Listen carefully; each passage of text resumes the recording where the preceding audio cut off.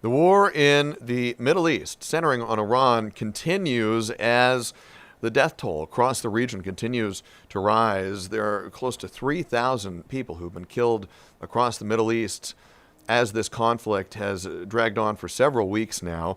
At least 1,000 people have been killed in Lebanon, about 1,900 people killed in Iran, according to the Iranian Red Crescent. 17 people in Israel have died. 13 United States service members have been killed in action. Another 2 U.S. service members have died of non-combat causes. And as this conflict has stretched on, we are now in recent days seeing increased focus on some kinds of diplomatic talks between the United States and between Iran, carried out between intermediaries. Pakistan has been one of the core intermediaries in these diplomatic negotiations. But at this point today, the United States and Iran appeared to be at an impasse, with each side hardening its position over talks and over setting the stage for another potential escalation in this ongoing conflict. NBC News' Raf Sanchez reports from Qatar.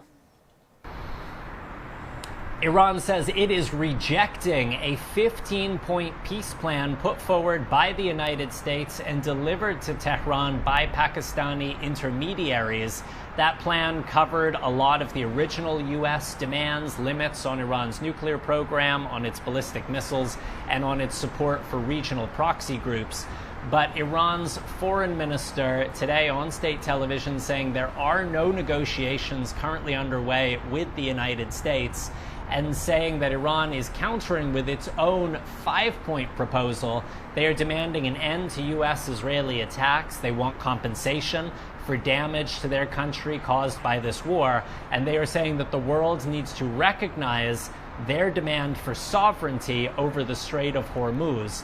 So at this point, despite those optimistic words from the president, it is really not clear that there is any progress in these so-called negotiations between the U.S. and Iran. No scheduled talks in Pakistan at this point, something the Pakistani authorities have offered to host. Today, the Israeli defense minister saying his forces have killed the Revolutionary Guard's naval commander responsible for blocking the Strait of Hormuz. But as we've seen over the last 3 weeks of war, killing a senior Iranian official does not mean necessarily that there will be any change of policy. Iran has clearly made blocking the Strait of Hormuz the absolute center of its war strategy.